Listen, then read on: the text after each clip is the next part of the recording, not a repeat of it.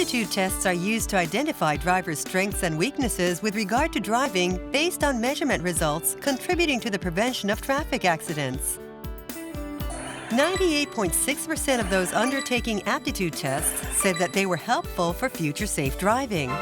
Aptitude test activities may be carried out with the authorization of the Minister of Land Infrastructure, Transport and Tourism, MLIT.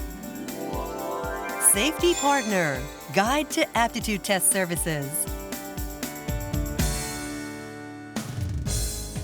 There are two types of authorization for aptitude tests by MLIT. Authorization for operators of passenger transportation businesses, vehicles such as buses and taxis, and operators of freight transportation businesses, vehicles such as trucks.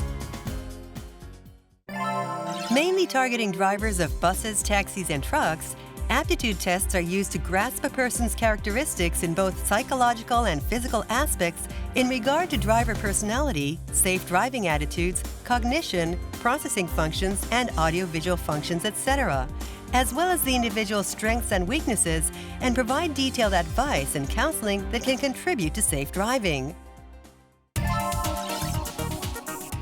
Aptitude tests are divided into two categories. The first is aptitude tests aimed at general guidance, monitoring of drivers. These tests are called general test. The second is aptitude tests aimed at specific drivers. These tests are called mandatory tests. With regard to general test, transport businesses voluntarily encourage their drivers to take the tests, with the aim of reaffirming their safety awareness and maintaining safe driving. In addition, enterprises other than transport businesses also encourage employees to undergo general test as a means of contributing to the enhancement of safety awareness in the form of preventing traffic accidents. In contrast, there are four categories of mandatory tests. The novice driver test is for newly hired drivers.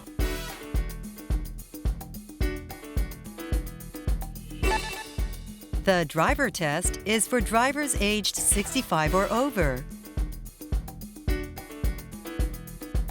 Specific Test 1 is for drivers who have caused traffic accidents resulting in death or serious injury and have not caused an accident within the year prior to the accident, or have caused an accident and have also caused an accident within the 3 years prior to the accident. Specific Test 2 is for drivers who have caused traffic accidents resulting in death or serious injury and have caused an accident within the year prior to the accident. After completion of all of the test items, an aptitude test report is issued. Approximate times taken for the various aptitude tests are as shown.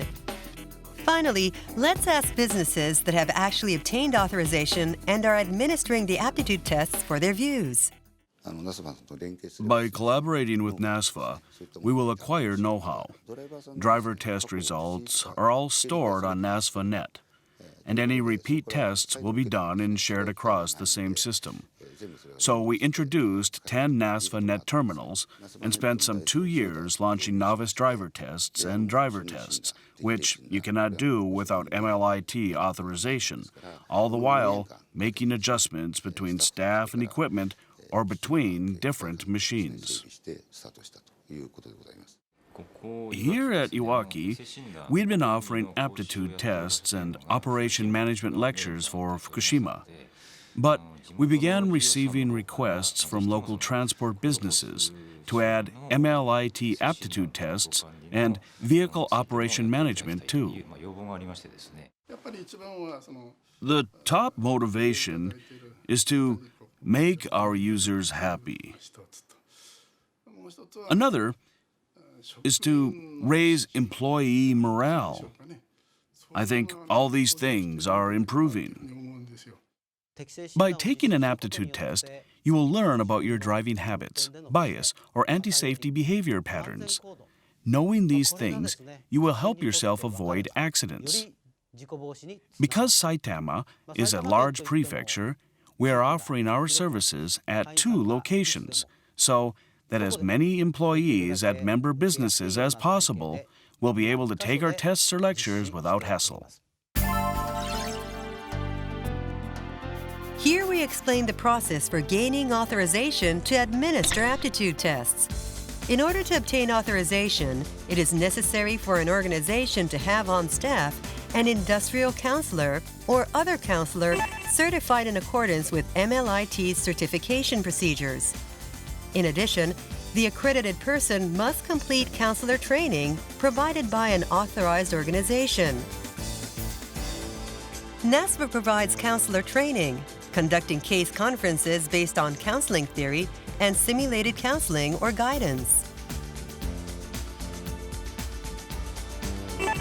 Following completion of training, after the person has been appointed as counselor for the organization obtains authorization as an aptitude test administrator through the following process.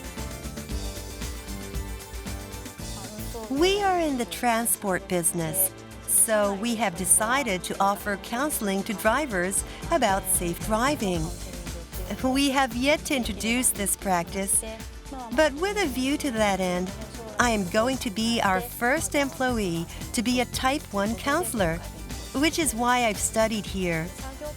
Unlike an industrial counselor, this job is about people engaged in driving activities, and what's more, people with direct impact on other people's lives. So I approached this job with even more responsibility than usual. I am very glad to have studied for and taken up such a job.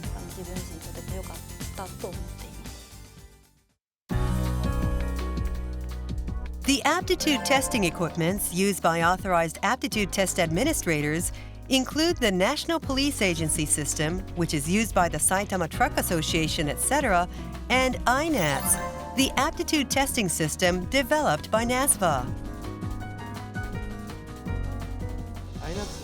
A feature of INATS is that it enables comparisons of the results or current and previous tests. Changes in test results enable drivers to notice environmental changes, psychological changes, and changes due to aging. Another feature is that a list of guidance points for vehicle operation managers when advising and overseeing drivers is also provided in addition to the test results for the driver. This service is very convenient and has been well received. By becoming an authorized organization for aptitude tests, let's work together to prevent automotive accidents and create a safer society.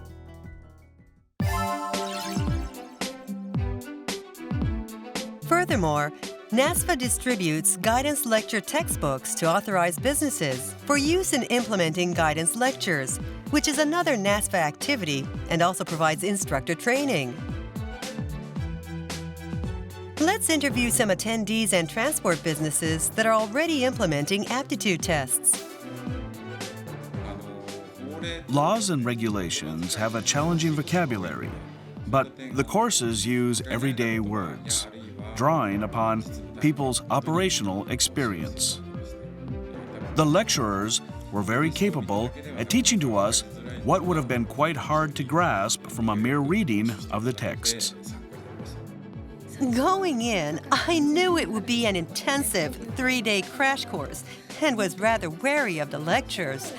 But then, our lecturers were experts in respective fields, and what they had to say was extremely easy to understand. Also, some of the lectures were relevant even in day-to-day terms.